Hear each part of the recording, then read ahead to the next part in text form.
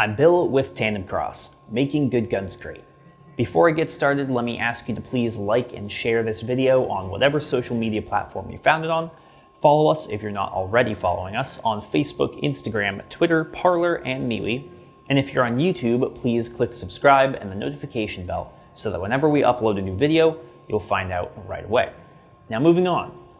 The Ruger PC Carbine is a great gun right out of the box, but that doesn't mean there isn't anything about it that you might want to change. For example, the PC Carbine is partly based on the 1022 and thus suffers some of the same issues that the 1022 has. When you pull the trigger and the bolt slams backwards, there's potential with both of these firearms for damage to both the bolt and the receiver. Now, we designed the shock block bolt buffer for the Ruger 1022 to alleviate this problem, and now we are proud to introduce the shock block bolt buffer for the Ruger PC Carbine. The PC Carbine shock block features a highly durable insert made from an elastic material that increases the longevity and reliability of the firearm by absorbing the impact of the bolt. The insert's unique hex pattern helps decelerate the bolt and absorb the impact more effectively. And the aluminum body has superior resistance to harsh cleaning chemicals and chamber blowback gas and debris. The shock block drops right into your firearm in place of the stock part with no modifications necessary, and it only requires a couple of common tools to do it. Let me show you how. To do this install, you will need a 5/32 Allen wrench, a 1/8 or smaller punch, and we definitely recommend eye protection because parts are under spring tension. To begin, as always, make sure your firearm is clear and safe. And then use the bolt lock lever to lock the bolt back.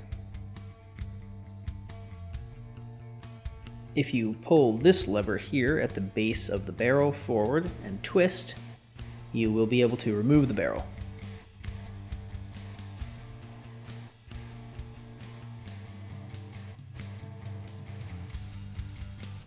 Then use your 5/32 Allen wrench to loosen the two takedown screws.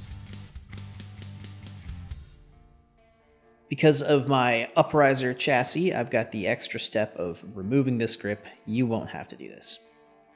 Once that grip's off, now it looks more like a stock PC carbine. There's one takedown screw in front of the magwell and one right behind the trigger guard. Loosen those, they are captured and do not have to be removed entirely on a stock PC carbine, just loosened enough to take the receiver out. Once the receiver is out, you can use the punch to punch out these two cross pins.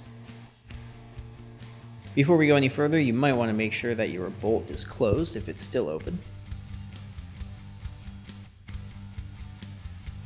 Once the cross pins are out, you can remove the trigger housing.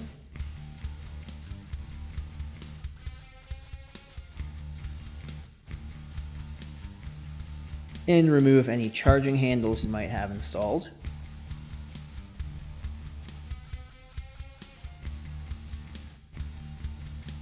Then grab the bolt buffer down here and pull it and the bolt up and out of the receiver.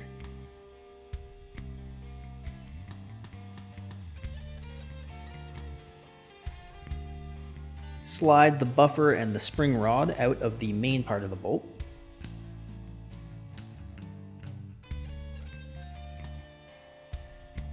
Then compress the spring by pushing down on the buffer and remove this C-shaped clip on the end of the spring rod. Now you can carefully let the spring tension off and remove the old buffer. Now grab your new shock block and open that up. When you install the shock block, you're going to want to install it so that the hex pattern on one side of it is facing towards what will be the front of the firearm.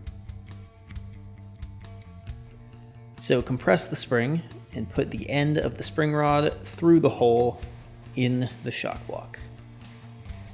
Hold that in place with the spring still compressed and put the C-clamp back on the end of the spring rod so that the cutout in the clamp catches the flat end of the spring rod.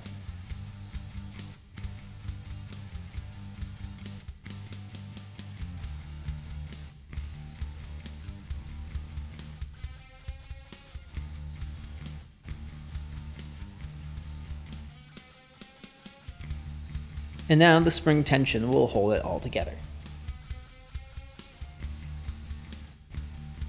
Grab the rest of your bolt and return that spring rod assembly to it. And then return your bolt to the receiver.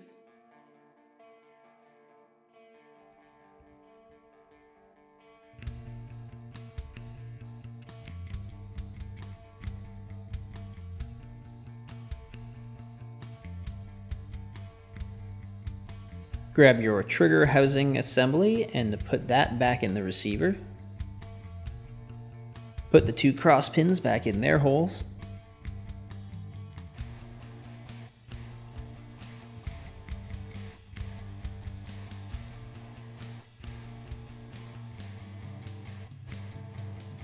And now you can put the receiver back in the chassis.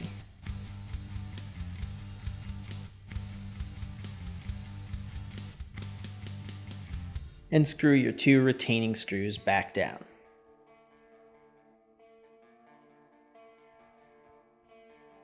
Once again, mine looks a little bit different because of my aftermarket chassis, and I have this extra step of screwing my grip back on that you probably won't have.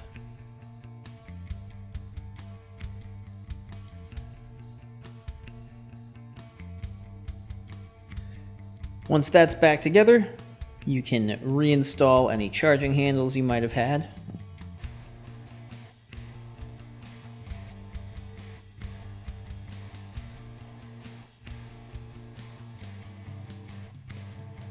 And you can reattach the barrel.